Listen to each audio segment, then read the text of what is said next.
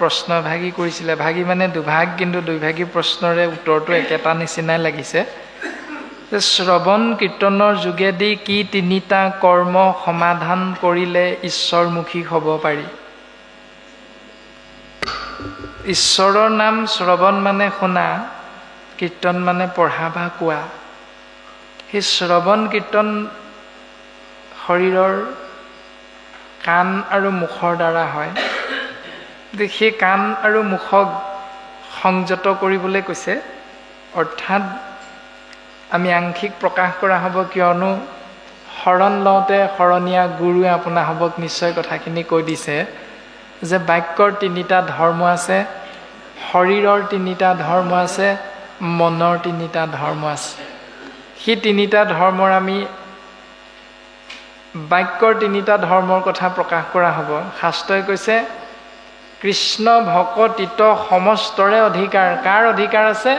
বাক্য কৰ্ণ মন মুখ আচৈ মানে যাৰ। বাক্য কৰ্ণ মন মুখ আচৈ মানে যাৰ, যিজনৰ এইকেইটা গুণ আছে সেইজনে কৃষ্ণ ভকতিত অধিকাৰ আছে বুলি কৈছে। কিন্তু সকলোৰে আছে। আমাৰ শুনিবৰ কাৰণে দুখন কাণ আছে, কাণো নাই কাণ দুখন শুনিবলৈ। কাৰোবাৰ কাণখনে অকণমান কমকৈ শুনে, কোনোবাই বেছিকৈ শুনে, পাৰ্থক্য সেইটোহে। মুখ এখন আছে কথা ক'ব পৰাকৈ, ভাবিব পৰা এটা মন আছে সুন্দৰ। প্ৰত্যেকৰে এইকেইটা বস্তুৰ কিবা নহয় কিবা এটা প্ৰত্যেকৰে আছে আমাৰ। তাৰমানে কৃষ্ণ ভকতিত আমি সমস্তজনাকে গুৰুজনাই অধিকাৰ সাব্যস্ত কৰিছে। এতিয়া সেই মহাভক্তি শ্ৰৱণ কীৰ্তন কৰিবলৈ যাওঁতে শ্ৰৱণ কাণেৰে হয়, কাণৰ ধৰ্মটো আমি কোৱা হ'ল ইতিমধ্যে। কৰ্ণ দুই থাকন্তে নুশুনি সৰি কথা, দুগুটা গৰ্তৰ ভাৰ বহিলো বৃথা। দুখন কাণ পোৱাৰ পাছত একমাত্ৰ কাণৰ দুখনৰ কৰ্ম হ'ল কৃষ্ণ কথা শুনা, আৰু শুনি লৈ মনেৰে ভবা, ভাবি লৈ যিটো নকৰিবলৈ কৈছে সেইটো এৰি দিয়া, যিটো কৰিবলৈ কৈছে আশ্ৰয় কৰি লোৱা। সেইটো শৰীৰটোৱেহে কৰিব। শৰীৰটোৰ দ্বাৰা কৰ্মটো হ'বলৈ যাওঁতে ভাৱনাটো মনে কৰিব। মনেৰে ভাবিবলৈ যোৱাৰ আগত কাণেৰে শুনিব লাগিব, কাণেৰে শুনিলেহে হ'ব।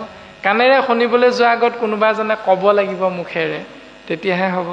গতিকে মুখেৰে কোৱা সেই বাক্যৰ তিনিটা ধৰ্ম হ'ল সত্য, প্ৰিয় আৰু হিত। যিখিনি কম সেইখিনি সত্য হ'ব লাগিব। শাস্ত্ৰ মত এৰি যি কথা কহয় কেৱলে পাখণ্ড নহয়। শাস্ত্ৰৰ মতটো এৰি যিখিনি আলোচনা কৰি থাকিম সেইখিনি পাখণ্ডৰ মত বুলি কৈছে। যি সেই মতটো আগবঢ়াই থাকিব তেওঁ শাস্ত্ৰই পাখণ্ড বুলি গালি পাৰিছে। সেইটো হ'ল বাক্যৰ ধৰ্ম সত্য। দ্বিতীয়তে প্ৰিয় হ'ব লাগিব। যিসকলে শুনিব কাণেৰে তেওঁলোকৰ ভাল লগা হ'ব লাগিব। কাণত পৰোঁতে ইমান ভাল লাগিছে শুনি, এই ভাৱনাটো মনলৈ আহিব লাগিব। 3 নম্বৰতে শুনোতাসকলৰ বাবে কল্যাণকাৰক হ'ব লাগিব, মংগলমূলক হ'ব লাগিব, মংগলময় হ'ব লাগিব। যিসকলে শুনিব তেওঁলোকৰ হিত হ'ব লাগিব, তাৰমানে মংগল হ'ব লাগিব। শুনাৰ পাছত যদি মংগল নহ'ল, হিত নহ'ল, তেতিয়াহ'লে সেইটো বাক্যৰ ধৰ্মৰ ভিতৰত নপৰে। এতিয়া শ্ৰৱণ কীৰ্তনৰ মাধ্যমেৰে জীৱই এনেকৈ তিনিটা নিয়ম আশ্ৰয় যদি কৰিব পাৰে, তেতিয়াহ'লে কৃষ্ণৰ পূৰ্ণ কৃপা, ভগৱন্তৰ পূৰ্ণ কৃপা জীৱই লাভ কৰিব পাৰিব। তাৰ কাৰণে ধৈৰ্য লাগিব, ধৈৰ্য ধৰিবলৈ সাহস লাগিব, সাহসী হ'বলৈ ধৈৰ্য লাগিব। তাৰমানে ধৈৰ্য আৰু সাহসী হ'ল জীৱৰ একমাত্ৰ আশ্ৰয়স্থল। ঈশ্বৰৰ নাম শ্ৰৱণ কৰিবলৈ ইমান সময় আজি যে বহি আছে আপোনালোক, অন্য দিনা ইমান সময় বহি থাকেনে? থাকে নাই? অন্য দিনা 2 ঘণ্টা বহি থাকে নাই? নাথাকে। বাহিৰলৈ কেইবাৰবাৰ উঠি যায়, আকৌ চকী এখনত বহে। আজি কিন্তু 2 ঘণ্টামান সময়, 2.5 ঘণ্টামান সময় আপোনালোক বহিয়া আছে। বিয়া এখন খাবলৈ গ'লে তলত বহে নে ওপৰত বহে বাৰু? ওপৰত বহে। বাধ্য আজি তলত বহিবলৈ, কাৰণ গুৰুজনাই দিয়া সমাজখনত সেইটো নাই। তুমি যিমান BA MA পাছ কৰা চাৰ্টিফিকেটখনৰ গুৰুজনা সমাজ ব্যৱস্থাত কোনো মূল্যাংকন নহয়। মানে ভক্তি কৰিবলৈ সেইবিলাক নালাগে। নালাগে ভক্তিত দেৱ দ্বিজ ঋষি শৈৱ, নেলাগে সমৃত শাস্ত্ৰ বিস্তৰ জানিব। তপ জপ তীৰ্থ ব্ৰত হবে বিড়ম্বন, কেৱল ভক্তিত তুষ্ট সন্ত নাৰায়ণ। যদি মাননীয় মুখ্যমন্ত্ৰী দেৱো আজি আপোনালোকৰ নামঘৰলৈ নিমন্ত্ৰণ কৰিলহেঁতেন, তেতিয়া সেই মুখ্যমন্ত্ৰী ডাঙৰীয়াৰ বাবে আপোনালোকে সোফা ছিটৰ ব্যৱস্থা কৰিবনি? নকৰে। তেওঁ যিমান সন্মানৰ পাত্ৰ হ'লেও আপোনাৰ মোৰ দৰে একে আসনতে বহিবহি। তাৰমানে মাননীয় হ'লেও তেওঁৰ কাৰণে গুৰুজনাই বৈষ্ণৱ সমাজত উচ্চ আসনৰ ব্যৱস্থা নাই কৰা। সকলোৰে বাবে সমান আসন। সি ধনী হওক দুখীয়া হওক, তেওঁ শিক্ষিত হওক অশিক্ষিত হওক, কোনো কথা নাই, সকলোৰে বাবে সমান আসন। এই ব্যৱস্থাখিনি শ্ৰৱণ কীৰ্তনৰ মাধ্যমেৰে আপুনি আমি সেই গুণখিনি অৰ্থাৎ সত্য, শৌচ, ক্ষমা আৰু দয়া এইখিনি আমি আয়ত্ব কৰি প্ৰত্যেকৰে অন্তৰাত্মাৰ ৰাম তত্ত্ব উপলব্ধি কৰি সেই মতেৰে জীৱন অতিবাহিত কৰিব লাগিব। এতিয়া পৰম বৈষ্ণৱজনৰ চৰণ কমলত আমি ভক্তি ক্ষমাভাগী অৰ্পণা কৰা হৈছে। ৰাস ক্ৰীড়া বা ৰাসলীলা, ৰসৰ পৰা ৰাস শব্দৰ উৎপত্তি হৈছে। অৰ্থাৎ পৰম আত্মা ইক্ষতত্বৰ কৃপা পাবৰ বাবে গুৰুজন বস্তুৱে যি ৰস আমাক দিবলৈ লৈছে, সেই ৰসৰে যিজন উৎপত্তি গৰাকী, ৰসৰ যিজন গৰাকী, তেওঁৰ দ্বাৰা যি লীলা কৰা হৈছে গুৰুজন বস্তুৱে তাকে ৰাসলীলা ৰূপত আমাক প্ৰকাশ কৰিবলৈ আগবাঢ়িছে। জয় জগন্নাথ জগতৰয়া দিমূল, ও গোপৰূপ ধৰি হৰি তাৰিলা, গোকুল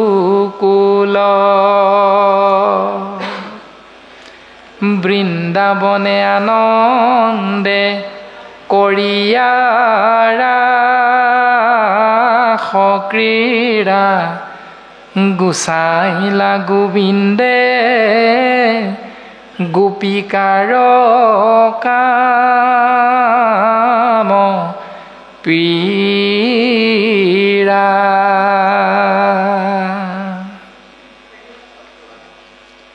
জয় জগন্নাথৰ জয়। জগত মানে আপোনাভাৱে জানে, জগন্নাথ শব্দটোৰ সন্ধি ভাঙিলে জগত যোগ নাথ সমান জগন্নাথ। জগত মানে হ'ল বৰ্গীয় জ মানে জন্ম, গ মানে গতি, দন্তীয়া ত মানে তৎক্ষণাৎ। অৰ্থাৎ জন্ম হৈছে যেতিয়া ধ্ৰুৱ সত্য মৃত্যু আছে, আৰু মৃত্যু যেতিয়া হ'ব ধ্ৰুৱ সত্য আকৌ জন্ম হ'ব। কিন্তু মৃত্যুৰ পাছত ক'ত জন্ম গ্ৰহণ কৰিব লাগিব সেইটো নিৰ্ধাৰণ কৰিব তুমি সোমাই থকা শৰীৰটোৰ পৰা ওলাই যোৱাৰ প্ৰাক মুহূৰ্তত তুমি যিখিনি কৰ্ম আচৰণ কৰি আছিলা তাৰ ফলটো তুমি তাতহে ভোগ কৰিবলৈ পাবা। গতিকে জগত যোগ নাথ সমান জগন্নাথ। জন্ম, গতি, তৎক্ষণাৎ। অৰ্থাৎ সমস্ত জীৱৰ কল্যাণ হ'ব পৰা একমাত্ৰ নামৰ যিজন গৰাকী তেওঁক নাথ বুলি কোৱা হৈছে। উৰণ বুৰণ গজন ভ্ৰমণ চাৰিমুঠি জীৱৰ জন্ম যাৰ পৰা হৈছে, চাৰিমুঠি জীৱৰ লীন য'ত হ'ব বুলি কৈছে, সেই সৃষ্টি স্থিতি প্ৰলয়ৰ গৰাকীজনক শাস্ত্ৰই নাথ বুলি কৈছে। এতিয়া আমি কি? কৃষ্ণ যদি নাথ তেতিয়াহ'লে আমি কি? আমি অনাথ। কৃষ্ণ হ'ল নাথ, তেওঁ হ'ল স্বামী, তেওঁ হ'ল আমাৰ গৰাকী। গতিকে সেই জগতৰ নাথ আদি মূল বুলি কোৱা হৈছে। তেওঁৱে আদি, তেওঁৱে মূল। গোপৰ ৰূপ ধৰি হৰি তাৰিলা গোকুল। তেওঁ এটা গৰুৰখীয়া ল'ৰাৰ ৰূপত গোকুল নামৰ এক স্থানত তেওঁ অৱতাৰ ধাৰণ কৰি লীলা কৰিছে ভগৱন্ত ঈশ্বৰ কৃষ্ণদেৱে। তাৰ পাছত বৃন্দাবন ক্ষেত্ৰত ৰাস ক্ৰীড়া কৰিছে, আৰু তেওঁৰ সোঁৱে বাৱে পূব পশ্চিম উত্তৰ দক্ষিণে আৱৰি থকা সেই গোপিকাসকলৰ কাম পীড়া তেওঁ নাইকিয়া কৰিছে। শুনিও কবোধ জন জনম সাফলি কাম জয় নামে ইটো কেশৱৰ কেলি মুখ যেবে পাইবা পাপ কৰিয়া নিৰ্জান কৃষ্ণ কথা মৃত কৰা কৰ্ণ ভৰি পান। কৰ্ণই সন্তুষ্ট হোৱাকৈ তুমি অমৃতময় কৃষ্ণ নাম পান কৰা, শুনিবলৈ চেষ্টা কৰা, আৰু তেতিয়াই তুমি পাপৰ পৰা পৰিত্ৰাণ পাবা আৰু মোক্ষ প্ৰাপ্তিৰ দিশেৰে সেই জীৱ এখোজ এখোজকৈ তুমি আগবাঢ়ি যাব পাৰিবা। এতিয়া ৰাসলীলাৰ নামক অন্য এটা নাম কি?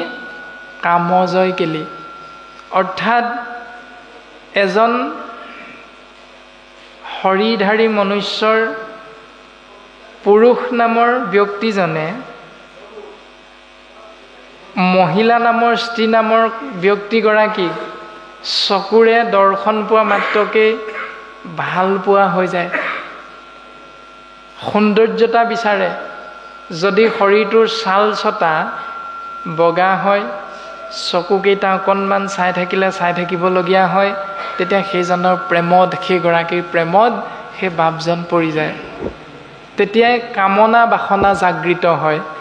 কিন্তু বিজ্ঞানে কৈছে হৰিধাৰী মনুষ্যৰ প্ৰত্যেকটো শৰীৰতে 214ডালেই হাড় আছে।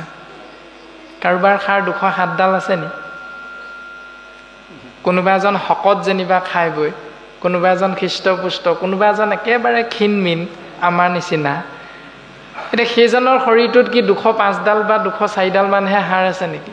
নিশ্চয় নহয়।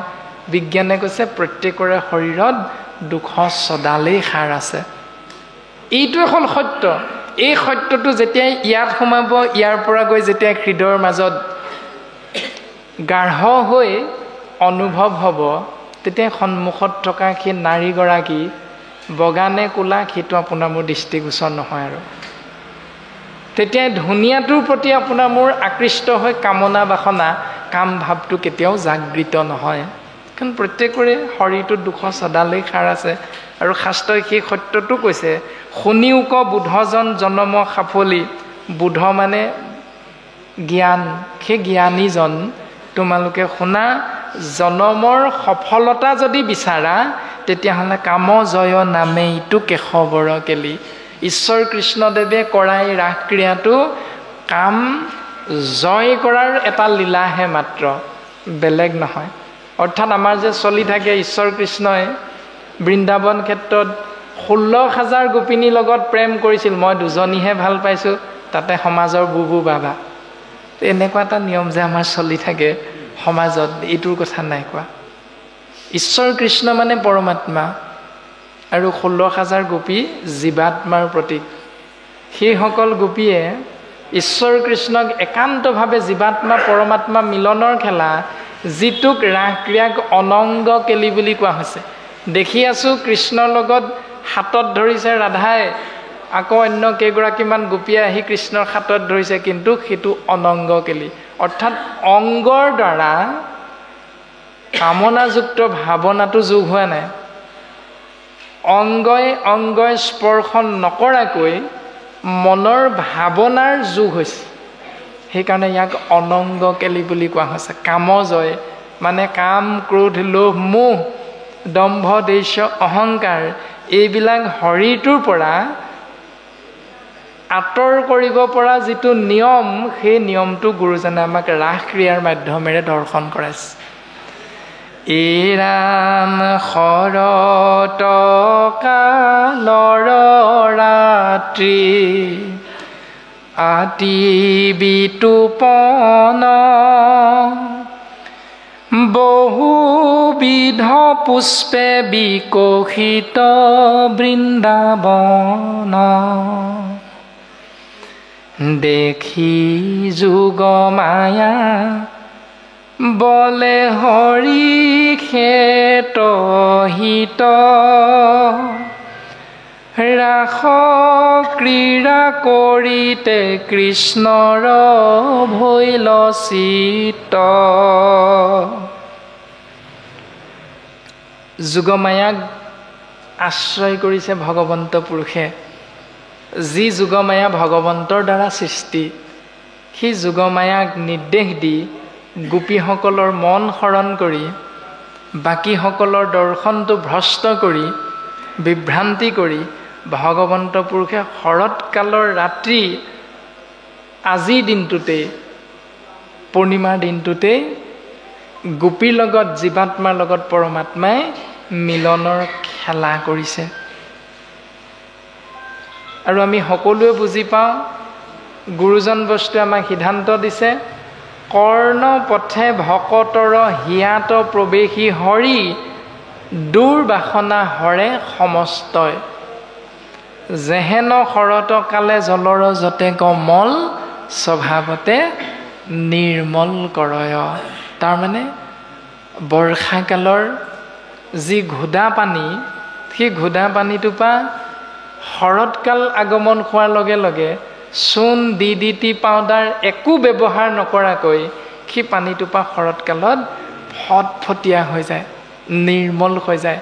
তদনুৰূপ ঠিক তেনেকৈ কৰ্ণপথেৰে যেতিয়া ভকতৰ সংগত সাধু সন্ত মহন্তৰ সংগত কৃষ্ণ কথা হৃদয়ৰ মাজত প্ৰৱেশ কৰাব পৰা যায়, তেতিয়া হৃদয়ত থকা এই শৰীৰটোত থকা কাম ক্ৰোধ লোভ মোহ দম্ভ দেশ অহংকাৰ অসূয়া অন্যায় অপ্ৰীতি এই বেয়া ভাৱনাবিলাক তৎমুহূৰ্ততে পলাই পত্ৰং দিয়ে, নাইকিয়া হৈ যায়।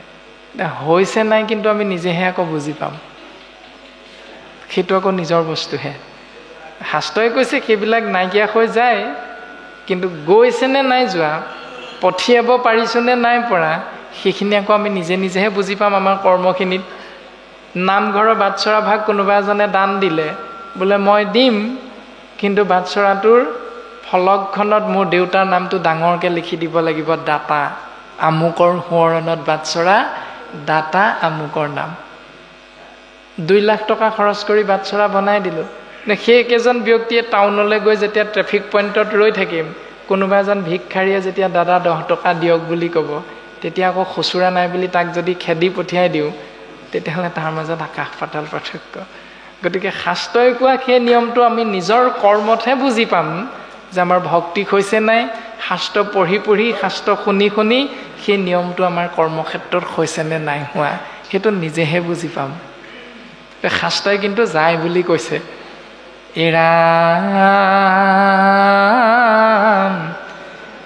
ভৈলন্ত উদিত চন্দ্ৰ পূৰ্ব দিশ সন্তে কামাতুৰ স্থিৰ যেন সন্তাপ মাৰ্জন্তে। সেই শৰৎকালৰ পূৰ্ণিমা ৰাতি পূব দিশত চন্দ্ৰটো উদয় হৈছে। কিয় উদয় হৈছে? গুৰুজনাই দৰ্শনটো দিছে, যেন কামনাযুক্ত স্ত্ৰীসকলৰ কাম প্ৰিয়াখিনি দমন কৰিবৰ বাবেহে যেন চন্দ্ৰটোৰ উদয় হৈছে। গুৰুজন বস্তুৱে কল্পনা কৰি সেই ভাৱনাটো, সেই দৰ্শনটো আমাক দিছে। আৰু তেওঁলোকে কেনেকৈ আহিছে, কৃষ্ণৰ সন্মুখত উপস্থিত হৈ কেনেকুৱা এটা নিয়ম পালন কৰিছে। অখণ্ড মণ্ডল চন্দ্ৰ দেখিলন্ত হৰি কুমকুমে অৰুণ লক্ষ্মী মুখ পদ্ম হৰি। বনকো দেখিলা চন্দ্ৰ ৰশ্মিয়ে ৰঞ্জিত সুস্বৰ মধুৰ কৰি হৰি গাইলা গীত। পুৰীয়া পঞ্চম নাদ বঢ়াইলা মদন শনি কামে বিমোহিত ভৈলা গোপীগণ।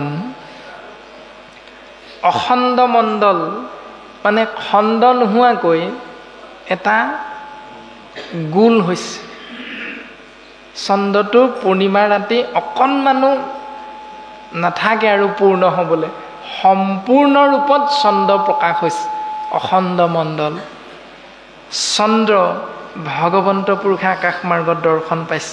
তাৰ পাছত যেন ৰঙা ৰঙৰ লক্ষ্মীৰ মুখখনৰ যি ৰূপটো পদুম ফুলৰ দৰে সমান, সৰি মানে সমান, চন্দ্ৰৰ সেই পূৰ্ণাংগ ৰূপটো তেনেকুৱা। বনকো দেখিলা চন্দ্ৰ ৰশ্মিয়ে ৰঞ্জিত। চন্দ্ৰয়ো আকাশমাৰ্গৰ পৰা বৃন্দাবন ক্ষেত্ৰখনৰ প্ৰত্যেকজোপা গছ, তৰু লতা, প্ৰত্যেক শিলা পাতকেই পোহৰ দিছে। চন্দ্ৰই ওপৰৰ পৰা বৃন্দাবন ক্ষেত্ৰখন চাইছে। আৰু তেনেকুৱা সময়তে সুস্বৰ সুমধুৰযুক্ত হৈ ভগৱন্ত ঈশ্বৰ কৃষ্ণই গীত জুৰিছে। পঞ্চম সুৰত মদনে গোপীসকলৰ শৰীৰত কাম ভাৱ জাগৃত কৰিছে। সেই কাম ভাৱ কেনেকুৱা? জীৱাত্মাই পৰমাত্মাক লগ কৰাৰ কাম ভাৱ। সেইটো শাৰীৰিক নহয়, সেইটো অশৰীৰিক, যিটো আমি প্ৰত্যেকে উপলব্ধি কৰিব পাৰিম, বুজিবলৈ চেষ্টাহে কৰিব পাৰিম, কিন্তু কোনেও কাকো হয়তো বুজাই দিবলৈ আমি সক্ষম নহ'ম। সি অনুভৱৰ বস্তু ভক্তি।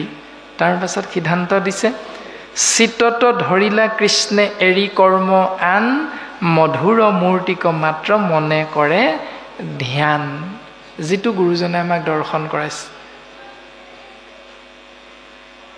ভাই মুখে বোলা ৰাম, হৃদয়ে ধৰা ৰূপ, এতেকে মুকুতি পাইবা, কহিলো স্বৰূপ। তাৰমানে হৃদয়ত কৃষ্ণ মূৰ্তিটো ধ্যান কৰিবলৈ কৈছে। বাহ্যিকত কৃষ্ণ মূৰ্তিটো চাই থাকিবলৈ নাই কোৱা। তুমি যিজনৰ নাম লৈছা, সেই নাম লোৱাজনৰ মূৰ্তিটো সন্মুখত আছেনে নাই দৰকাৰ নাই। তুমি সেই মূৰ্তিটো শাস্ত্ৰই আমাক দেখুৱাইছে কেনেকুৱা মূৰ্তি, সেই মূৰ্তিটো তুমি হৃদয়ত ধ্যান কৰা। অৰ্থাৎ ধ্যান মূলং গুৰুৰ মূৰ্তি, পূজা মূলং গুৰুৰ পদ, মন্ত্ৰ মূলং গুৰুৰ বাক্য, মোক্ষ মূলং গুৰুৰ কৃপা,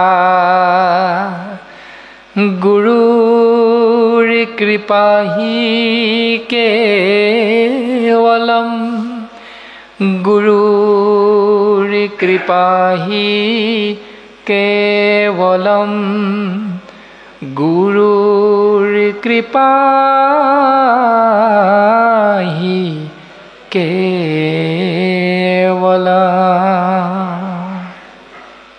শাস্ত্ৰই সিদ্ধান্ত দিলে আমাক যে যদি ধ্যান কৰা গুৰুৰ মূৰ্তি, যদি পূজা কৰা গুৰুৰ চৰণ, যদি মন্ত্ৰ আশ্ৰয় কৰা তেতিয়াহ'লে গুৰুৰ বাক্য, গুৰুৱে যি শিকালে সেয়াহে মন্ত্ৰ।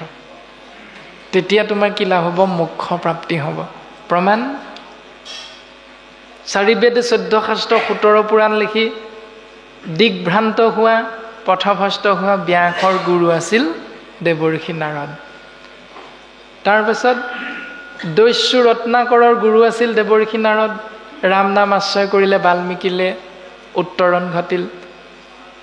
দিকভ্ৰষ্ট হোৱা ধ্ৰুৱই দেৱৰ্ষি নাৰদৰ কৃপাধন্য হৈ নমো ভগৱতে বাসুদেৱাই গুৰুৰ বাক্য আশ্ৰয় কৰি মন্ত্ৰ হিচাপে উচ্চাৰণ কৰিলে আৰু ঈশ্বৰৰ কৃপাধন্য হৈ পৰম গতি লাভ কৰিলে। ভক্ত প্ৰহ্লাদে মাতৃগৰ্ভতেই দেৱৰ্ষি নাৰদৰ কৃপাধন্য হৈ ৰাম নাম লাভ কৰিছে আৰু পৃথিৱীলৈ আহিও দেৱৰ্ষি নাৰদৰ কৃপাধন্য হৈ গুৰু মানি সেই নিয়ম পালন কৰিছে। গতিকে ভাগৱতে সিদ্ধান্ত দিছে আমাক, যদি মন্ত্ৰ আশ্ৰয় কৰা কেৱল গুৰুৰ বাক্য, যদি মূৰ্তিক ধ্যান কৰা কেৱল গুৰুৰ মূৰ্তি, যদি পূজা কৰা কেৱল গুৰুৰ চৰণ। আৰু গুৰু কোন? বাপে কৈছিল আমাৰ, শাস্ত্ৰ গুৰু সবে ঈশ্বৰ কৃপাই শুদ্ধ উপদেশ দিব। শিষ্য হবে শুদ্ধভাৱে নাচৰিলে তাৰা হবে কি কৰিব। শাস্ত্ৰই হ'ল সাম্প্ৰতিক সময়ত আমাৰ গুৰু। এই শাস্ত্ৰ গুৰুৱে আমাক যিটো নিৰ্দেশনা দিছে এইটো পালন কৰা, এইটো এৰি দিয়া। সেই শাস্ত্ৰ গুৰুৱে নীতি নিৰ্দেশনা দিয়াটো পালন কৰিবলৈ কোৱাটো পালন নকৰিবলৈ কোৱাটো যদি কৰি থাকোঁ, তেতিয়াহ'লে আপুনি মই অধোগতি নগৈ আপোনাৰ মোৰ পৰম গতি হ'ব জানো? সেইটো কেতিয়াও সম্ভৱ নহয়। গতিকে শাস্ত্ৰ গুৰু হবে, ঈশ্বৰৰ কৃপায়ে শুদ্ধ উপদেশ দিব, শিষ্য হবে শুদ্ধভাৱে নাচৰিলে তাৰা হবে কি কৰিব, তেওঁলোকে কি কৰিব। এতিয়া তাৰপাছত সিদ্ধান্ত দিছে, কৃষ্ণক দেখিতে উত্ৰাৱল শুয়াবৰ, ধনী নিৰীক্ষণে সবে দিলে লবৰ, কৰ্ণৰ কুণ্ডলে দোলে জাহান্তে পথত, চাপৰিয়াই আৰু শুয়া লৱৰে বনত, জুনুৱানো গোপী গণ লগ লাগি যাই, চলে অলক্ষিতে সতীয়া সবক শংকাই, ও আছিলে ককটো কটু গোপী গাই দুই, কন্দিয়াই আচাৰি যাই বিমোহিত হুই, কটুজনী যাই দধি মথন কুৱেৰি, আঘাতে থাকিল দুগ্ধ চৰু সৈতে পৰি, পিয়ন্তে আছিল শিশু তাহাকো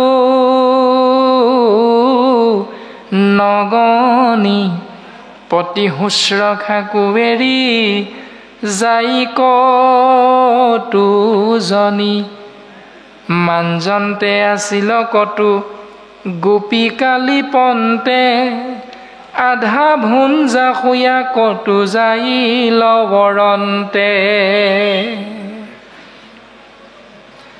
এনেকৈ ভগৱন্ত পুৰুষে যেতিয়া বৃন্দাবন ক্ষেত্ৰত পঞ্চম সুৰত বাংশী ধ্বনি তুলিছে, তেতিয়াই সেই ধ্বনি নিৰীক্ষণ কৰি গোপীসকলে সেই বৃন্দাবন ক্ষেত্ৰলৈ ঢাপলি মেলিছে। বৃন্দাবন ক্ষেত্ৰলৈ ঢাপলি মেলা সেই গোপীসকলৰ বয়স কিমান, আৰু বৃন্দাবন ক্ষেত্ৰত ৰাস ক্ৰিয়া কৰিবৰ বাবে আগবাঢ়ি যোৱা পৰমাত্মা কৃষ্ণ তত্ত্বৰ শাৰীৰিক বয়সটো কিমান। এতিয়া আমি সকলোৱে কম বেছি পৰিমাণে বুজি পাওঁ যে ভগৱন্ত পুৰুষে ৰাসলীলা কৰোঁতে ভগৱন্ত কৃষ্ণৰ বয়সটো 7 পৰা 14 বছৰ ভিতৰত ৰাস ক্ৰিয়া কৰিছে, যি যৌৱনপ্ৰাপ্ত একেবাৰে সম্পূৰ্ণকৈ হোৱাই নাই। আৰু তেওঁৰ বাংশী ধ্বনিত তেওঁৰ ৰূপত মোহিত হৈ যিসকল গোপী বৃন্দাবন ক্ষেত্ৰলৈ ঢাপলি মেলিছিল, সেই গোপীসকল 2-3টা সন্তানৰ মাতৃ আছিল। তেওঁলোক বিবাহিত আছিল, আৰু সেই বিবাহিত স্ত্ৰীসকলে পৰপুৰুষৰ প্ৰেমত পৰিছে। এতিয়া পৰপুৰুষ বুলিও ক'ব পৰা নাযায়, কিয়নো তেওঁ পুৰুষৰ শাৰীলে বয়স অনুপাতে উত্তৰণি ঘটা নাই। সেই দেৱশিশু 7 বছৰৰ পৰা 14 বছৰৰ ভিতৰতে আছে। তাৰপাছত যিসকল গোপী বৃন্দাবন ক্ষেত্ৰলৈ লৌৰিছে, তেওঁলোকে কি কৰ্ম কৰি আছিল পদে আমাক কৈছে, আছিলে কটু কটু গোপী গাই দুই, কন্দিয়া আচাৰি যাই বিমোহিত হৈ, কটুজনী যাই দধি মথনকো এৰি, আশাতে থাকিল দুগ্ধ চৰু সৈতে পৰি। যে তেওঁলোকৰ গোহালিত থকা গৰুবিলাকক কোনোবাই সময়মতে বান্ধিবলৈ লৈছে, কোনোবাই সেই মৰমৰ গৰুজনীক দানা দিবলৈ লৈছে, আহাৰ দিবলৈ লৈছে, কোনোবাই আকৌ সেই গৰুক গাখীৰ অকণ খীৰাওঁ বুলি গাখীৰৰ পাত্ৰটো লৈ গাখীৰকণ খীৰাবলৈ লওঁতেই বাংশীৰ ধ্বনি শুনিল আৰু সেই কৰিয়া সেই বস্তু পাত্ৰ তাতে এৰি তেওঁলোক বৃন্দাবন ক্ষেত্ৰলৈ ধনীক নিৰীক্ষণ কৰি দৌৰি ঢাপলি গৈছে। তাৰ পাছত পিয়ন্তে আছিল শিশু তাহাকো নগনি, কোনোজনী গোপীয়ে নিজৰ কোলাত নিজৰ কেঁচুৱাক স্তন পান কৰাই আছিল, কিন্তু বৃন্দাবন ক্ষেত্ৰত কৃষ্ণৰ বাংশী ধ্বনি শুনি সেই কোলাৰ কেঁচুৱা তাতেই পেলাই দৌৰ মাৰিছে বৃন্দাবন ক্ষেত্ৰলৈ। সেই প্ৰেম স্বৰ্গীয় প্ৰেম, সেই প্ৰেম জীৱাত্মাৰ লগত পৰম আত্মাৰ প্ৰেম, পৰমাত্মাৰ লগত জীৱাত্মাৰ ভালপোৱা। সেই ভালপোৱাত কোনো স্বাৰ্থ নাই, সেই হ'ল নিস্বাৰ্থ। কিন্তু আমি নিজৰ উদৰ পূৰাবৰ বাবে অন্য এটা জীৱক কিন্তু বধ কৰোঁ। সন্তানৰ মংগলৰ বাবে ধুমধামেৰে বিয়াখন পাতি তাৰ কাৰণে কিন্তু 10টামান কুকুৰা মাৰোঁ, তাৰমানে প্ৰাণী হিংসা। কিন্তু এওঁলোকে যিটো প্ৰেম কৰিছে ঈশ্বৰৰ লগত, সেই প্ৰেম কিন্তু নিস্বাৰ্থ প্ৰেম। যে নিজৰ বুলি ভাবি থকা সন্তানটোক গাখীৰ খুৱাই থকা অৱস্থাতে মাতৃ এৰি থৈ কৃষ্ণৰ বাংশীৰ সুৰ ধ্বনি নিৰীক্ষণ কৰি ঢাপলিছে, দৌৰি গৈছে। তাৰমানে এই সংসাৰত কোনো কাৰো নহয়। এই সংসাৰত আমি জীৱাত্মাবিলাকৰ গৰাকী হ'ল কেৱল পৰমাত্মা কৃষ্ণ তত্ত্ব, যাৰ দ্বাৰা আমি সমস্ত জনাৰে উৎপত্তি হৈছে, জন্ম হৈছে। তাৰ পাছত মাঞ্জন্তে আছিল কতো গোপিকা লিপন্তে, আধা ভুঞ্জা শুয়া কতো যায় লৱৰন্তে। কোনোবাই সেই সময়ত ভাত খাবলৈ লৈছিল, আধা খোৱা হওঁতে শুনা পালে কাণেৰে, তৎক্ষণাত এৰি দৌৰ মাৰিছে। কোনোবাই হয়তো খাই উঠি ঠাইখন মচি আছিল, সি মচি থাকোঁতেই শুনা পালে কৃষ্ণৰ বাংশী ধ্বনি, সেই মচা ব্যৱস্থাটো তাতে এৰি দৌৰি বৃন্দাবন ক্ষেত্ৰলৈ গৈছে। তাৰ পাছত এই ৰামে এৰে যেন কৰ্ম ধৰ্ম, ভকত সকলে কৃষ্ণৰ কীৰ্তন শুনি চিত্তয়ুত্ৰাৱলে। নেদেখন্ত পুত্ৰ দ্বাৰা বিষয় কসুখ, সেহিমতে ভৈলা গোপী কৃষ্ণক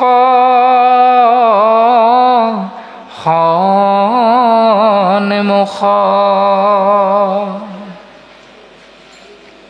এতিয়া গোপীসকলে যিখিনি কৰ্ম নকৰিলে মোৰ কি হ'ব, স্বামীজনে মোক মাৰিবহি আহি, এইবুলি এবাৰো নেভবাকৈ তেওঁলোক ধনীক প্ৰাধান্যতা দি কৃষ্ণ প্ৰেমত মতলীয়াকৈ বৃন্দাবন ক্ষেত্ৰলৈ ঢাপলি মেলিছে। ঠিক তেনেকৈ শাস্ত্ৰই কৈছে, যিজন কৃষ্ণৰ একান্ত ভকত হ'ব পাৰে, তেওঁ বাকীসকল ধৰ্ম কৰ্ম এৰিবলৈ কুণ্ঠাবোধ নকৰে। যিটোৰ কাৰণে একাদশ স্কন্ধত উদ্ধৱ মহন্তই যেতিয়া সুধিছিল যে সেই সখা তুমি যে ক'লা নৰে ঈশ্বৰ, মানুহে ঈশ্বৰ বুলি, কিন্তু কোনজন মানুহকনো ঈশ্বৰ বুলি কোৱা হৈছে, তুমি মোক অকণমান কৃপা কৰিবানে? তেতিয়া ভগৱন্ত পুৰুষে উদ্ধৱক কৈছে, আন ধৰ্ম এৰি ভকতিত তত্ত্বপৰ, জানিবায়ুদ্ধৱ সখী সেহি সেই ঈশ্বৰ। সেইজনে মনুষ্যৰ ভিতৰত ঈশ্বৰ সদৃশ, যিজনে আন মায়াময় দেৱধৰ্ম এৰি কেৱল ভক্তিত নিজক অৰ্পণ কৰি দিলে, সেইজনহে ঈশ্বৰৰ শাৰীলৈ উত্তৰণ ঘটিব পাৰে। এৰে যেন কৰ্ম ধৰ্ম ভকতসকলে, বেদৰ বিহিত কৰ্ম কৰিবাক ভকতৰ যোগ্য নাই। বেদৰ বিহিত কৰ্ম কৰিবাক ভকতৰ যোগ্য নৈ।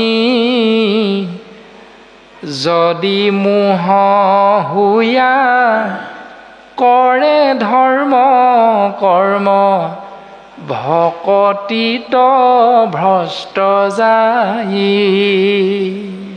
যদি মোহত পৰি ভকতে সেই কৰ্মটো কৰে নকৰিবলগীয়াটো, তেতিয়াহ'লে তেওঁ সেইখিনিতে ভকতিত ভ্ৰষ্ট যাব, তেওঁ ভকতিটো নাশ হৈ যায় সেইখিনিতে। গতিকে আমাক ভকত হ'বলৈ হ'লে মোহত পৰিব নালাগিব। কিহৰ মোহ? সন্তানৰ মোহ। কিহৰ মোহ? ধন সম্পত্তিৰ মোহ। ৰাজাৰ আগত মহামানী শুকদেৱে প্ৰকাশ কৰি আছে যে সেই ৰাজন পৰীক্ষিত, তুমি শুনাচোন, গোপীসকলে তেনেধৰণে কৃষ্ণৰ বাংশীৰ ধ্বনি শুনি কৃষ্ণৰ চৰণলৈ গৈছিল, আৰু তেনেকৈয়ে গোপীসকলে মুখ্য পদ লাভ কৰিছিল। পুছে পৰীক্ষিতে শুনি মিলিল সংশয়, যাৰ বুদ্ধি মাধৱক সেৱে গোপীশয়। গোপীসকলে মাধৱক সেৱা কৰিবৰ বাবে সেই নিয়মটোহে মাত্ৰ চিন্তা কৰিছিল। কেনেকৈ ঈশ্বৰক আমি সেৱা কৰিব পাৰিম, কেনেকৈ ঈশ্বৰৰ ওচৰত গৈ আমি নিজক অৰ্পণ কৰিব পাৰিম, কেৱল দিনে ৰাতি এই ভাৱনাটোতে ব্ৰতী হৈ আছিল। তথাপি মুখ্যক পাইলে কিনো বিপৰীত, হেনতো আশ্চৰ্য নতো শুনি কদাচিত। তথাপি বোলে গোপীসকলে হেনো গুৰুদেৱ মুখ্য প্ৰাপ্তি লাভ কৰিলে, এইটোতো মই শুনিবলৈ ক'তো পোৱা নাই। এনেকুৱা আচৰিত কথা কেনেকৈ সম্ভৱ হ'ল? সেই শুকগুৰু, তুমি আমাক কৃপা কৰা। এই বুলি শুকদেৱৰ চৰণত ৰজা পৰীক্ষিতে সেৱাভাগ নিবেদন কৰিছে। আৰু আমাক পদবন্ধে ইতিমধ্যে প্ৰকাশ কৰিলে, কৃষ্ণৰ নিমিত্তে কৰ্ম ভকতে কৰন্তে, যদি ছিদ্ৰ পৰে মনে কৃষ্ণক স্মৰন্তে, তথাপি সাফল কিঞ্চিতে কোহি বৃথা, সেহি মত ভৈল সবে গোপিকাৰ কথা। কৃষ্ণদেৱৰ সন্তুষ্টিৰ অৰ্থে ভকতে যিবিলাক কৰ্ম কৰে, সেই কৰ্মত ভকতৰ কেতিয়াবা ছিদ্ৰ ৰৈ যাব পাৰে, কিন্তু সেই ছিদ্ৰৰ কথা নাভাবি ভকতে যদি কেৱল কৃষ্ণ নামহে আশ্ৰয় কৰে, তেতিয়াহ'লে ভকতে ঈশ্বৰৰ কৃপা লাভ কৰে, যেনেকৈ গোপীসকলে লাভ কৰিছিল।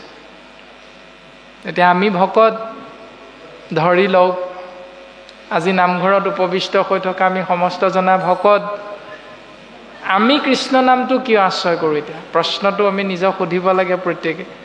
আমি কৃষ্ণ নামটো আশ্ৰয় কৰোঁ সেইকাৰণে, যিদিনা আপোনাৰ মোৰ পিতৃ মাতৃ পৰলোকগামী হ'ল, সেই দিনটো বছৰে বছৰে পালন কৰিবৰ বাবেহে আমি কৃষ্ণ নামটো আশ্ৰয় কৰোঁ। হয়নে বাৰু কথাটো?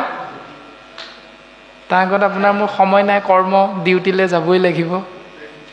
তাৰ বাহিৰে 365 দিনত এদিনো সময় নাই নামঘৰলৈ যাবলৈ, এদিনো সময় নাই 5জনমান 10জনমান ভকতক মাতি গৃহত পাঠ এভাগ কৰাবলৈ। কেৱল সেই দিনটো কেলেণ্ডাৰখনত দাগ দি থৈ দিওঁ, যিটো দিনত জন্ম দিয়া দেউতাৰ মৃত্যু হৈছিল, যিটো দিনত মাতৃৰ মৃত্যু হৈছিল, সেই দিনটো শাস্ত্ৰই কৈছে যে কৃষ্ণৰ নিমিত্তে কৰ্ম ভকতে কৰন্তে। কৃষ্ণৰ নিমিত্তেহে ভকতে কৰ্ম কৰিবলৈ কৈছে। দেউতাক মৰিল কাৰণে কৰ্মটো কৰিবলৈ নাই কোৱা নহয়।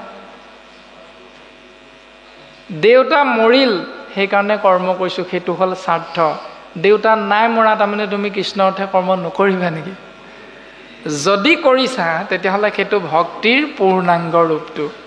আৰু যদি দেউতা মৰিল কাৰণেহে কৃষ্ণ নামটো আশ্ৰয় কৰিছা, ভকতক মাতি নাম এষাৰ পাতিছা, জলপান খুৱাইছা, ভোজ ভাত খুৱাইছা, তেতিয়াহ'লে সেইটো হ'ল স্বাৰ্থপৰ ভকতি। সেইটোত জীৱৰ ইমান কল্যাণৰ কথাটো শাস্ত্ৰই আমাক নাই কোৱা। গতিকে আমি নিস্বাৰ্থভাৱে অন্ততঃ সেইকণ কৰিবলৈ চেষ্টা কৰিব লাগে। প্ৰত্যেক দৰমহাৰ প্ৰত্যেক মাহে যদি 5,000 টকা খৰচ কৰোঁ, কিনো লোকচান হ'ব? একোতো লোকচান নাই। 2000 খৰচ কৰিলোঁ যেনিবা কিনো লোকচান হ'ল আপোনাৰ মোৰ কাৰণ 90,000 টকা দৰমহা দি আপুনি গোটেই 90,000 টকা অকলে দি দিলে আপোনাৰ 2 বছৰমান যাব খাওঁতে আলু এটাহে খাব এসাজত নোৱাৰে নহয় তাতকৈ খাব পাৰিব জানো 2টা আলু খোৱা মানে গেছ ফৰ্ম 3টা আলু খোৱা মানে ৰঙালাও এগৰহা ভাত বেছিকৈ খোৱা মানে গেৰু গেঠু উগাৰটো নমৰালৈকে আপোনাৰ গোটেই গাটো ইছাত বিচাত লাগি থাকিব তো এগৰহা ভাত যদি বেছিকৈ খালে শৰীৰটোৰ বিলাই বিপত্তি হয় তেতিয়াহ'লে 90,000 টকা ক'ত খৰচ কৰিব অকণমান সূক্ষ্ম দৃষ্টিৰে কথাখিনি বিশ্লেষণ কৰিলে উত্তৰটো লাভ কৰিব কিন্তু সেইখিনিত আপোনাৰ মোৰ মন নাই মন আছে কেৱল বাকীখিনি চিন্তাৰ মাজত তাৰপিছত পদে আমাক সিদ্ধান্ত দিছে ঘৰ বাৰী এৰিয়ালবৰে শুয়া ভুল নুশুনয় কেহু শাহু শহুৰৰ বোল কৃষ্ণৰ বাংশী ধ্বনি শুনি বৃন্দাবন ক্ষেত্ৰলৈ ঢাপলি মেলিছে ঘৰ এৰি বাৰী এৰি কাৰোবাৰ শহুৰেকে বাধা দিছে কলৈ যাওঁ এতিয়া ৰাতি 10 বজাত কাৰোবাৰ শাহুৱেকে বাধা দিছে যেতিয়া ৰাতি 10 বজাত কলৈ যাওঁ বোৱাৰীয়েকক কৈছে কিন্তু তেওঁলোকে সেইবিলাক কথা মানি লোৱা নাই এৰাম সুহৃদ সুদৰ বাধে স্বামীয়া গভেন্তে কৃষ্ণে হৰিলন্ত চিত্ত তথাপি নুলতে স্বামীয়ে বাধা দিছে সুহৃদ শহুদৰে বাধা দিছে যে মই কিন্তু ককাইদেউ আহিলে কৈ দিম আকৌ নবৌ তুমি ৰাতি 10 বজাত ঘৰৰ পৰা ওলাই গৈছা বুলি নাই নাই শুনা নবৌকে কথা কেৱল কৃষ্ণ প্ৰেম ভক্তিত গদগদ হৈ বৃন্দাবন ক্ষেত্ৰলৈ সেই গোপীসকল ঢাপলি মেলিছে তাৰ পাছত বিমোহিত শুয়া সবেলৰে গোপিনী হৰি ভকতক যেন নলংঘে বিঘিনী আপদকো নগনি হৰিত কৰে ৰতি সেহি মতে ভৈল গোপী সমস্তৰ গতি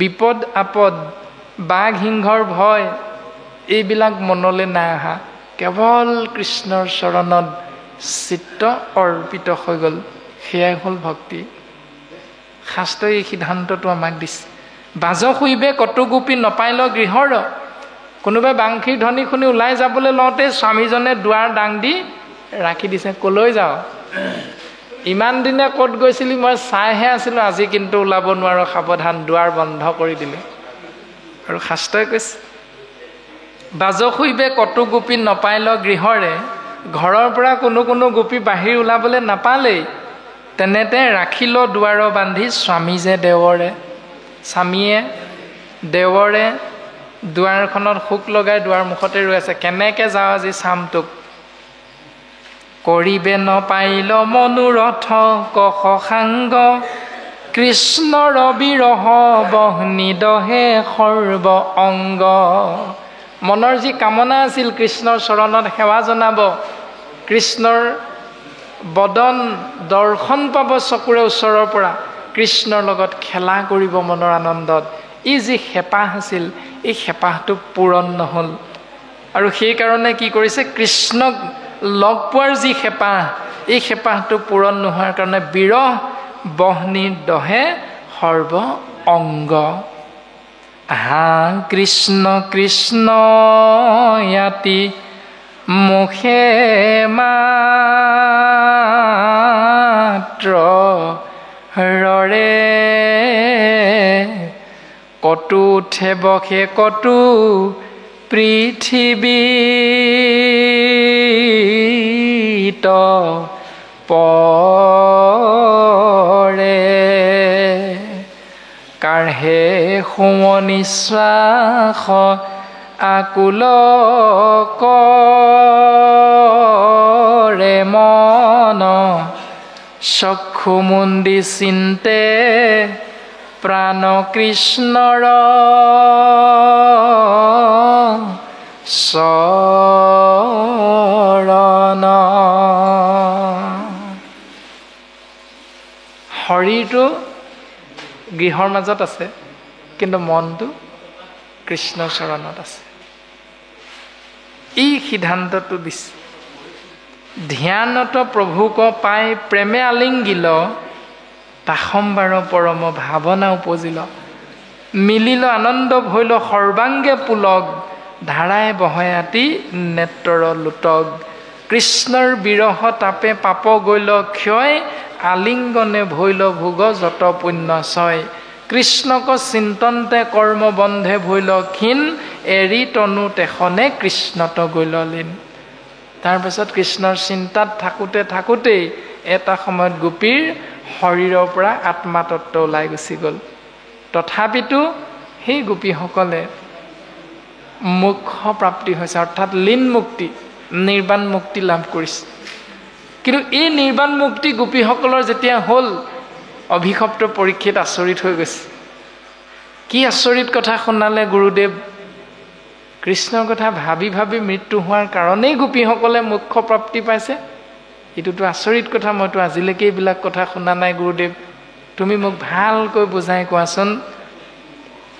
তেতিয়া শুকগুৰুৱে উত্তৰ দিবলৈ আগবাঢ়িছে। এতিয়া গকুলৰ গোপীসকল MA BA পাছ কৰা চাৰ্টিফিকেট আছিল নি গোপিনীসকলৰ? নাই নহয়। গোপিনীসকল নিৰক্ষৰ আছিল। কটোৰ চুক কেইটা তাকে হয়তো তেৰা সমস্তই চিনি পোৱা নাছিল। তথাপিতো কৃষ্ণ ভাৱনাযুক্ত হৈ পৰম গতি লাভ কৰিব পাৰিলে। পৰম ভক্তি, সপ্ৰেম ভক্তি বুলি কৈছে। এতিয়া আপুনি মই BA MA পাছ কৰিও এখন সমাজ 3খন হ'ল, 3খন সমাজত 6টামান খেল হ'ল। ভাগৱত পঢ়ি পঢ়ি জ্ঞান সেইটোৱে পাই আছোঁ। এতিয়া আপুনি মই ইজনক দেখিলে সিজনে নহ'ব, ইজনৰ ঘৰলৈ সিজন নাযায়। ভাগৱত শুনি আমাৰ লাভ সেইটোৱে হৈছে। কথা শুনিলেহে গুছে মনৰ সংশয়, কৃষ্ণৰ সেৱাতৰ ৰতি তেবেখে বাঢ়য়। কথা শুনিলেহে আমাৰ মনৰ সংশয়টো দূৰ হ'ব। তা শুনিবলৈকে নামঘৰলৈ নাযাওঁ, মনৰ সংশয়টো কেনেকৈ দূৰ হ'ব? এতিয়া মনৰ সংশয় দূৰ হ'বলৈ হ'লে আমি কথা শুনিব লাগিব। আৰু সেই কথা কি কথা? কৃষ্ণ কথা। এতিয়া সেই কৃষ্ণ কথা ক'ত পাম? য'তে ত'তে নথাকয় হৰিনামৰ ৰত্ন, মহন্ত দোকানী কৰি ৰাখে মহাযত্ন। তাৰমানে মহন্ত দোকানীৰ ওচৰতহে কৃষ্ণ কথাটো পাম আমি। যিকোনো দোকানীৰ ওচৰলৈ গ'লে কৃষ্ণ কথা নাপাওঁ। যিকোনো দোকানীৰ ওচৰলৈ গ'লে যাগ যজ্ঞৰ কথা পাম। যিকোনো দোকানীৰ ওচৰলৈ গ'লে আন মায়াময় দেৱ ধৰ্মৰ কথা পাম। সেইকাৰণে মহন্ত দোকানীৰ ওচৰলৈ যোৱা। মহন্তৰ দোকানীৰ ওচৰতে কৃষ্ণ নাম, ৰাম নাম, হৰি নাম, বিষ্ণু নাম, মহাৰত্নবিলাক তেওঁৰ ওচৰতহে আছে। আৰু সেই মহন্ত দোকানীজনে হ'ল কৃপালু শ্ৰীমন্ত শংকৰদেৱ। সেইজন গুৰুৱে আমাক কি দিলে? মাধৱদেৱে কৈছে, হৰি নাম ৰখে বৈকুণ্ঠ প্ৰকাশে, প্ৰেমে অমৃতৰ নদী, শ্ৰীমন্ত শংকৰে পাৰ ভাঙি দিলে, বহে ব্ৰহ্মাণ্ড কভেদি। শ্ৰীমন্ত শংকৰদেৱে আমাক হৰি ভক্তিৰ দৰ্শনটো কৰালে। ক'ত আছিলে? প্ৰেম অমৃতৰ নদীখন বৈকুণ্ঠত আছিল। সেই বৈকুণ্ঠৰ পৰা আমাক প্ৰেম অমৃতৰ ধাৰাটো ব্ৰহ্মাণ্ডত বোৱাই আমাক ভক্তি মাৰ্গটো দৰ্শন কৰাই দিলে। গোবিন্দৰ প্ৰেম অমৃতৰ নদী বহে বৈকুণ্ঠৰ পৰা। গোবিন্দ নামৰ প্ৰেম অমৃতময় নদীখন বৈকুণ্ঠৰ পৰা যেতিয়া ব্ৰহ্মাণ্ডলৈ বৈ আহিল, তাৰ ধাৰা হ'ল 4টা। সেই 4টা হ'ল ধৰ্ম, অৰ্থ, কাম, মোক্ষ। গোবিন্দৰ প্ৰেম অমৃতৰ নদী বহে বৈকুণ্ঠৰ পৰা, 4 পুৰুষাৰ্থ তাহাৰ নিজৰা, হৰি নাম মূল ধাৰা বুলি কৈছে। হৰি নামেই জীৱৰ কল্যাণ। আৰু হৰিনাম আশ্ৰয় কৰি 4টা ধাৰাত জীৱই এই সংসাৰৰ পৰা মুক্তি লাভ কৰিব পাৰে। ধৰ্ম, অৰ্থ, কাম, মোক্ষ কেৱল কৃষ্ণ নামৰ মাধ্যমেৰেহে হ'ব লাগিব। তাৰপাছত হৰি ভকতিৰ পাতিলন্ত খাত, শংকৰে জগত জুৰি ৰাম নাম ৰত্ন বেখায়া জগতে চলয় বৈকুণ্ঠপুৰী। হৰি ভক্তিৰ হাত মানে বজাৰ। হৰি ভকতি এখন বজাৰ পাতিলে কোনে? শ্ৰীমন্ত শংকৰদেৱে। ক'ত? অসমত নি? ক'ত? নগাঁৱত নি? ক'ত? গুৱাহাটীত নেকি? নহয়। ক'ত? ব্ৰহ্মাণ্ডক ভেদি বোৱাই দিয়া সেই নদীখন, সেই বজাৰখন হৰি ভকতিৰ পাতিলন্ত খাত শংকৰে জগত জুৰি বুলি কৈছে। তুমি আমেৰিকাত আছা, তুমি ইংলেণ্ডত আছা, তুমি চীনত আছা, তুমি পাকিস্তানত আছা, তুমি য'তেই নাথাকা সেই জীৱ কেৱল ধৰ্মমতে এজন ঈশ্বৰক সেৱা কৰা। কোনোবাই আল্লাহ বুলি কৈছে, কোনোবাই গড বুলি কৈছে, কোনোবাই কৃষ্ণ বুলি কৈছে, ঈশ্বৰ কিন্তু এজন। তুমি যি ধৰ্মৰে নোহোৱা, তুমি য'তেই নাথাকা এজন ঈশ্বৰক সেৱা কৰি তুমি এই সংসাৰ তৰি যাব পাৰিবা। এই সিদ্ধান্তটোহে দিছে গুৰুজনে। গতিকে গুৰুজনাই দিয়া ধৰ্মটো হৰি ভক্তিৰ বজাৰ বুলি কৈছে। বাকীসকলৰ ধৰ্মত অকণমান বেলেগ ধৰণে কৈছে, কিন্তু ঈশ্বৰ এজন। হজৰত মহম্মদে কৈছে উপদেশতকৈ আৰ্হি ভাল। যিটো শংকৰ গুৰুজনাই কৈছে আপুনি আচৰি ধৰ্ম আনকো শিকায়, সেহি ভাগৱত ধৰ্ম জানা নিমিৰাই। ভাগৱত ধৰ্ম সেইটো প্ৰথম নিজে পালন কৰা, তাৰপৰা আনক শিকোৱা। হজৰত মহম্মদেও সেইটো দৰ্শন দিছে। এগৰাকী বুঢ়ী আইতাকে নিজৰ নাতিয়েকক মিঠাই খোৱাটো এৰুৱাবলৈ হজৰত মহম্মদৰ ওচৰলৈ লৈ গৈছে। হজৰত মহম্মদেও মিঠাই খাই ভাল পায়, ক'লে নেকি তুমি এনেকৈ এৰিবা বুলি? নাই কোৱা। এমাহমান সময় লৈছে আৰু হজৰত মহম্মদে এমাহৰ পাছত মিঠাই খোৱাটো কেনেকৈ এৰিব লাগে কৈছে। বুঢ়ী আইতাকে সুধিছে তুমিনো আগতে আহোঁতে কৈ নিদিলা কিয়? তেতিয়া হজৰত মহম্মদে কৈছে আইতা, ময়ো আচলতে মিঠাই খাই বৰ ভাল পাওঁ। মই যিটো কৰি ভাল পাওঁ সেইটো আনক নকৰিবলৈ কেনেকৈ ক'ম?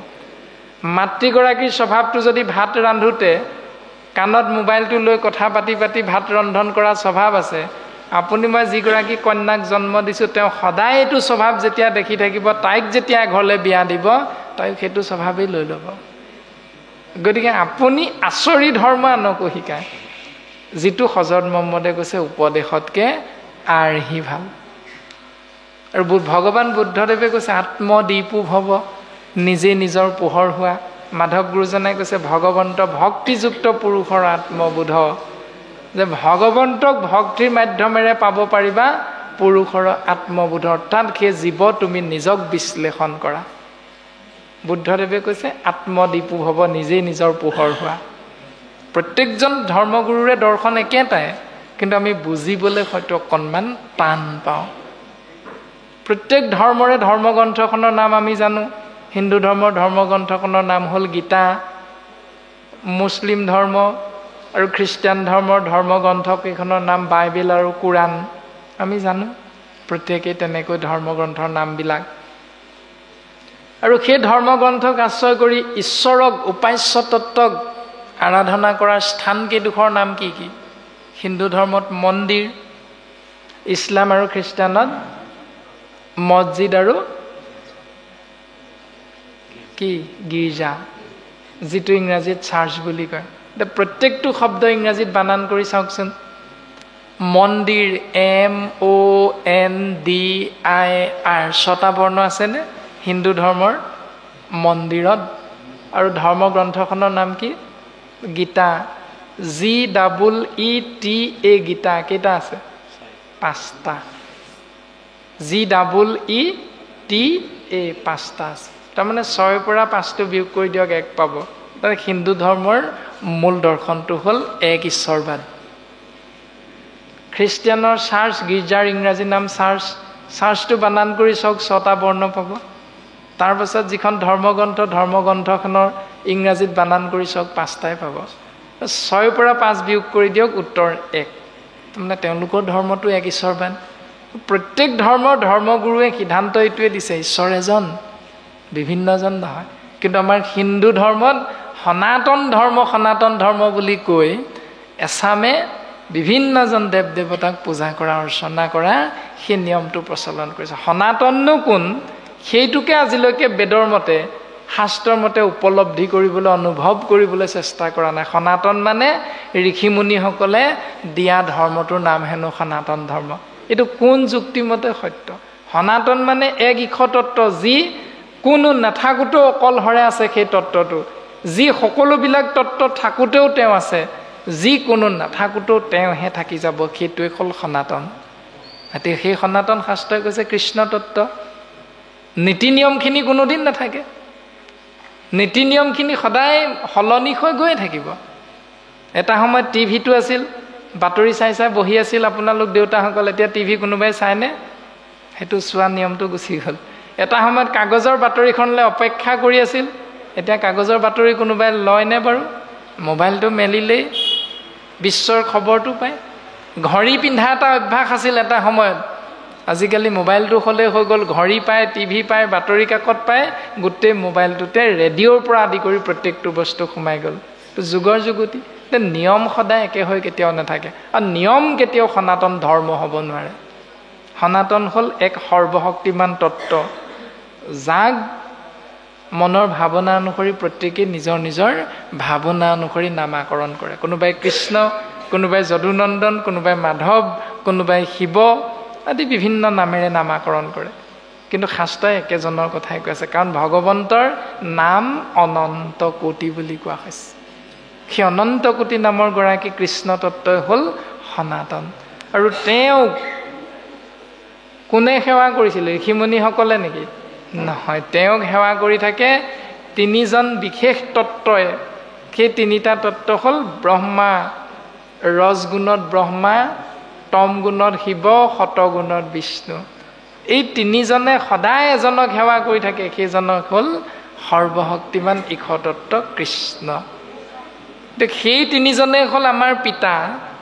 তাৰমানে পিতামহ আমাৰ কোন? ব্ৰহ্মাদেৱৰ দ্বাৰাহে আপোনাৰ মোৰ জন্ম, বিষ্ণুৰ দ্বাৰাহে আপুনি মই পালিত হৈ আছোঁ, শিৱৰ দ্বাৰাহে আপোনাৰ মোৰ মৃত্যু হয়, সংহাৰ হয়। সেই তিনিজনে কাক চিন্তা কৰে সদায়? মাধৱ গুৰুজনে নামঘোষাত কৈছে, ব্ৰহ্মা হৰ পুৰন্দৰ, আদি দেৱ নিৰন্তৰ, জাক সদা পশয় শৰণে, আন আৰ নাহি ত্ৰিভুৱনে। ব্ৰহ্মা, শিৱই, ইন্দ্ৰই, ৩৩ কোটি দেৱ দেৱতাই যিজনক সদায় চিন্তা কৰি থাকে চৰণ, সেই নিয়মটোৱে হ'ল সনাতন নিয়ম। তো ঋষিমুনিসকলে বিভিন্নজনে বিভিন্নজনক চিন্তা কৰে, সেইটো সনাতন নহয় নহয়। সনাতন বুলি ক'লে কেতিয়াও পৰিৱৰ্তন নহয়, সনাতন বুলি ক'লে স্থায়ী বস্তু। কৃষ্ণ তত্ত্বৰ কেতিয়াও পৰিৱৰ্তন নহয়, সি চিৰন্তন সত্য, ই কেতিয়াও সময় হ'ল বুলি পৰিৱৰ্তন হৈ নাযায়, ই এটাই। সেই সনাতন নিয়মটো আপুনি মই যদি বেলেগ বুলি ভাবি তাক পৰিৱৰ্তন কৰিবলৈ যাওঁ, তেতিয়াহ'লে সেইটো হ'ল আমাৰ অজ্ঞানতা। গতিকে আমি চিন্তা কৰাটো অতিব প্ৰয়োজন কথাখিনি শুদ্ধভাৱে। আৰু পৰীক্ষিত ৰজাৰ সেই প্ৰশ্নটো শুনি শুকদেৱে উত্তৰ দিছে কি বুলি? শুক নিগদতি ৰাজা শুনা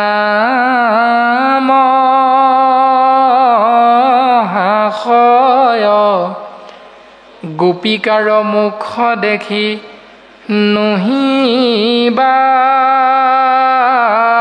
বিস্ময়।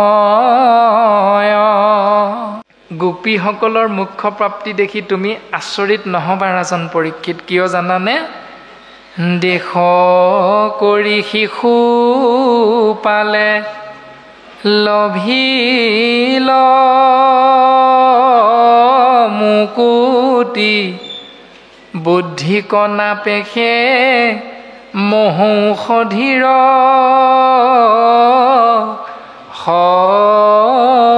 শকতি, জগতকে মুখ দিবু বুলিয়া মনত, নিজ ব্ৰহ্মৰূপে কৃষ্ণ ভৈলন্ত বেকত, সমস্তে জীৱৰ আত্মা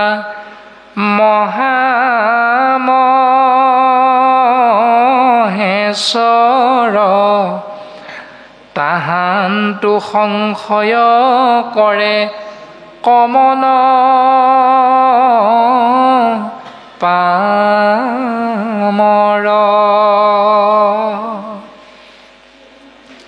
জগতৰ সমস্ত জীৱকে মোক্ষ দিবৰ বাবে ভগৱন্ত পুৰুষে ব্ৰহ্মৰূপে কৃষ্ণ ভৈলন্ত বেকত আৰু সমস্ত জীৱৰ আত্মা মহামহেশ্বৰ তাহান্তু সংশয় কৰে কমন পামৰ।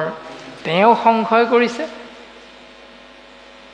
তেওঁ মুক্তি দিব পাৰিবনে নোৱাৰে এইটো তুমি দ্বিধাগ্ৰস্ত হৈছা ৰাজন পৰীক্ষিত। সেইজনৰ নিচিনা পৰম পাপী আৰু দ্বিতীয় এজন নাই পৰীক্ষিত। তুমি শংকা নকৰিবা, ভয় নকৰিবা। সেইজন মহামহেশ্বৰে কৰিব নোৱাৰা কৰ্ম এই বিশ্ব ব্ৰহ্মাণ্ডত একো নাই ৰাজন, তুমি চিন্তা নকৰিবা। অ বিষ বুলি অমৃতক পিলে যিটো নৰ, নহিবে কহে নজানা অজৰ অমৰ। যেন তেন মতে মাত্ৰ স্মৰুক সততে, এতেকে মুকুতি পাৱে কহিলো বেকতে। হে ৰাজন পৰীক্ষিত তুমি শুনাচোন, বিষ খাইছোঁ বুলি অমৃতক যদি তুমি খাই দিয়া, বিষ বুলি অমৃতক পিলে যিটো নৰ, নহিবেক হেন জানা অজৰ অমৰ। ৰাজন তুমি এই কথাটো মনত ৰাখিবা। তাৰপাছত যেন তেন মতে মাত্ৰ স্মৰুক সততে, এতেকে মুকুতি পাৱে কহিলো বেকতে। যিকোনো প্ৰকাৰে কেৱল কৃষ্ণ নামটো আশ্ৰয় কৰিবলৈ চেষ্টা কৰা। প্ৰথম ভক্তি মাৰ্গৰ দৰ্শনটো গুৰুজনে আমাক কৈছে। আৰু সেই যেনমতে তেনমতে এই ব্যৱস্থাটোৰ কথা মাধৱ গুৰুজনে নামঘোষাত কৈছে। জ্ঞানে বা অজ্ঞানে মাধৱৰ নাম, ফুৰে যিটো জনে সুমৰি, তাংক মূৰ বুলি খাতে চক্ৰ ধৰি, ও ৰাখিয়া ফুৰন্ত হৰি। তুমি জানিয়ে কৃষ্ণ নামটো লোৱা, নজনাকৈ লোৱা চিন্তা নকৰিবা। নামে ক্ৰীড়া কৰিবই। প্ৰমাণ, জ্বলি থকা জুইকুৰাত হাতখন যদি ভৰাই দিয়ে, থুপুক থাপাককৈ খোজকঢ়া শিশুটিয়ে জুইকুৰাই নকয় নহয়। শিশুটোৱে মাতিব পৰা নাই, নাজানিহে মোৰ বুকুত হাতখন ভৰাই দিছে, ইয়াক মই নুপুৰোচোন দিয়া। জুইকুৰাই শিশুটিক নুপুৰাকৈ থাকিব নি? পুৰিবই। সি জানি হাতখন ভৰালেও পুৰিব জুয়ে, নজনাকৈ ভৰাই দিলেও হাতখন পুৰিব। নিৰূপায় শৰীৰ ভকতি নহি বৃথা, গোপী গোপালৰ আবে শুনা পাছ কথা। কৃষ্ণ নামে জাতি আৰু অজাতি নিবিচাৰে। কৃষ্ণ নামে উপাধি বিশ্লেষণ নকৰে। গগৈ, শইকীয়া, দত্ত, কলিতা, বৰা, বৰগোহাঁই, বুঢ়াগোহাঁই, পাঠক আদিবিলাক কৃষ্ণ নামে বিচাৰ নকৰে। বোলে গগৈ মোৰ নাম লৈছে, এওঁকহে কৃপা কৰিম, নহ'ব। এওঁ বোলে ক্ষত্ৰিয় বংশত জন্ম হৈছে, কৃষ্ণ নাম লৈছে, এওঁক মই কৃপা নকৰোঁ। নামৰ এইটো নিয়ম নাই। যিটো কথা প্ৰথম স্কন্ধতে সিদ্ধান্ত দিছে, 28,000 ঋষিমুনিয়ে উগ্ৰসভা সূতৰ চৰণত সেৱা নিবেদন কৰিছে। আৰু উগ্ৰসভা সূতে কৈছে, আমি হেন অকুলীন আছিল মনত, তোমাৰ সাৰে প্ৰশ্ন ভৈলো আজিহে পবিত্ৰ। কৃষ্ণ চৰিত্ৰত মোৰ মহালাভ আছে, কৃষ্ণৰ কীৰ্তনে জাতি অজাতি নবাছে। কৃষ্ণৰ কীৰ্তন কৰা জীৱক কোন জাতি এইবিলাক বাছ বিচাৰ নকৰে নামে। গতিকে কৃষ্ণ চৰিত্ৰত জীৱৰ লাভ আছে। আৰু গুৰুজনাই সেই দৰ্শনটো আমাক সুন্দৰভাৱে নামঘৰৰ জৰিয়তে কৈছে। আহোম কছাৰী খাচী গাৰু মিৰি, যৱন কংক গোৱাল, অসম মুলুক ধুবা যে তুৰুক, কুবা চমলেশ চান্দাল। অসম মুলুকত এনেকুৱা যিমান জাতি জনজাতি আছে, সকলো কৃষ্ণ সেৱকৰ সংগত পবিত্ৰ হয় বুলি কৈছে। সকলো কৃষ্ণ ভকতৰ সংগলৈ আহিলে পবিত্ৰ হৈ যাব, ধন্য হৈ যাব। কৃষ্ণ ভকতৰ নামৰ মহিমাটো ইমান মহান বুলি গুৰুজনে আমাক সুন্দৰভাৱে দৰ্শন কৰাইছে। জাতি অজাতিক নবাচন্ত ভগৱন্তে পক্ষু পক্ষী বৃক্ষে মুখ্য পাৱে জাত সন্তে। যাৰ কৃপাত পশু হ'লেও কল্যাণ সাধন হয়, যাৰ কৃপাত পক্ষী হ'লেও কল্যাণ সাধন হয়, যাৰ কৃপাত বৃক্ষ হ'লেও মুখ্য সাধন হয়। এতিয়া পশুৰ ভিতৰত হনুমন্ত হ'ল বান্দৰ। বান্দৰ হৈও হনুমন্ত ভগৱন্তৰ পৰম ভকত হ'ব পাৰিছিল পশুৰ ভিতৰত। তাৰপাছত পক্ষীৰ ভিতৰত জটায়ু, গৰুৰ আদিবিলাক পক্ষী, গৰুৰ পক্ষীয়ে ভগৱন্তৰ বাহন হ'ব পাৰিছিল, ভগৱন্তৰ কৃপা পাব পাৰিছিল। তাৰপাছত বৃক্ষ, অৰ্জুন গছ দুজোপা হোৱাৰ পাছতো ভগৱন্তৰ কৃপাৰ বশত অৰ্জুন গছেও মুক্তি লাভ কৰিব পাৰিছিল। গতিকে সুন্দৰভাৱে এইখিনি দৰ্শন আমাক দিছে যে কৃষ্ণ নামৰ বাহিৰে, কৃষ্ণ তত্ত্বৰ বাহিৰে কোনো অপদেৱতাৰ এনে শক্তি নাই জীৱৰ মোক্ষ প্ৰাপ্তি দিব পৰা। প্ৰমাণটো শিৱই নিজ মুখে দিছে। মহীশৰ ব্ৰহ্মা ইন্দ্ৰ দেৱযত গণ মুখ কদিবাক নপাৰোহো একোজন। মই শিৱ, তুমি ব্ৰহ্মা, ইন্দ্ৰকে ধৰি ৩৩ কোটি দেৱতাই আমি কোনো জীৱক মোক্ষ প্ৰাপ্তি দিব নোৱাৰোঁ। তেনে ক্ষেত্ৰত তাম্ৰকাশ প্ৰতিমায়ে কিবা গতি দিব, কলিত মলিন লোকে ইহাংকে পূজিব। তেনে ক্ষেত্ৰত সোণ, ৰূপ, তাম, কাঁহ, পিতল আদিৰ দ্বাৰা আমাৰে একো একোটা মূৰ্তি নিৰ্মাণ কৰি কলিৰ মনুষ্যবিলাকে সেইখিনিকে কৰি থাকিব।